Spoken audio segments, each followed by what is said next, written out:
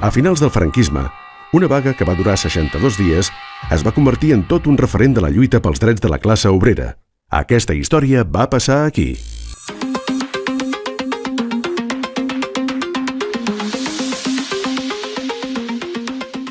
Estem al solar on als anys 70 hi havia la fàbrica de la Harry Walker, en el barri de la Prosperitat, on es va produir la vaga més llarga des de l'acabament de la Guerra Civil.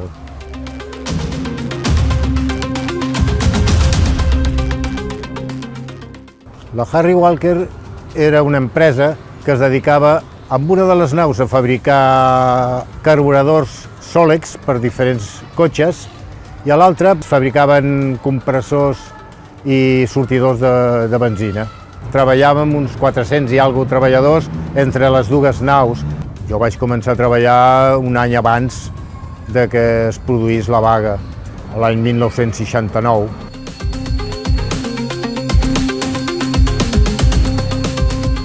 Aquesta empresa era molt autoritària, tenia uns sous baixos, havíem de fer hores extres per poder complementar el sou, hi havia unes condicions higièniques inadequades, com fums, toxicitat, sorolls. Quan volien incrementar l'explotació, ens augmentaven el ritme de treball. La més mínima protesta de disconformitat o no arribar a aconseguir el temps que et marcaven comportava sancions que havien arribat a ser de 2 i 3 mesos de suspensió d'empleu i sou.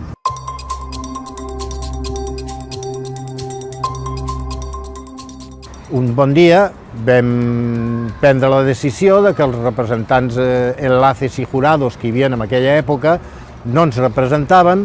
Va sortir una comissió de treballadors, vam pujar al despatx on estava reunida la plana major i els hi vam dir les nostres reivindicacions. La resposta va ser que ens van enviar a la policia. Em van donar la carta d'acomiadament.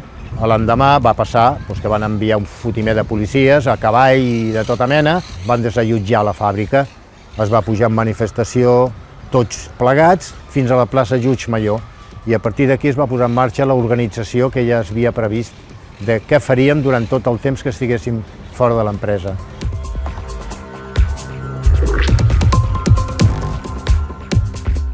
La solidaritat econòmica va ser tremenda. Què es va aconseguir? Algo econòmic, no recordo la quantitat, que eventuals entressin fixos i uns quants acomiadats també.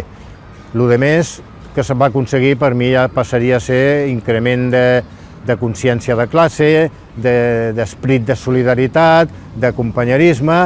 El ser de les primeres tan llargues va ser un referent per moltíssima gent i per moltíssimes empreses, perquè després van esclatar més empreses. En aquell moment va tenir un impacte molt important que es continua mantenint gràcies també a la labor dels veïns del barri de la Prosperitat. Jo considero, i ells també, que si alguna s'ha de destacar en aquesta plaça no és una empresa tan feixista i tan dictatorial, sinó la vaga exemplar que els treballadors van ser capaços de tirar endavant.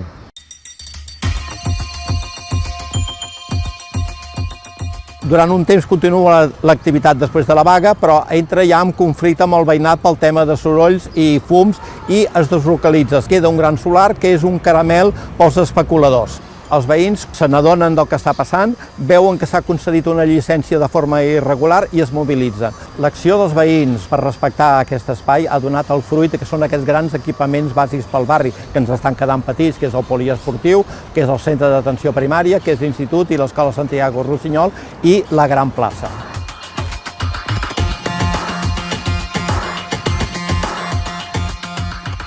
La lluita de la Harry Walker, que havia sortit al carrer i havia comptat amb l'adhesió dels veïns i el suport dels veïns, va ser una escola pel barri. No hi ha cap mena de dubte que la gent que treballaven a l'empresa Harry Walker en un moment del dia eren veïns i els veïns eren treballadors. L'esperit de lluita i els objectius eren exactament els mateixos.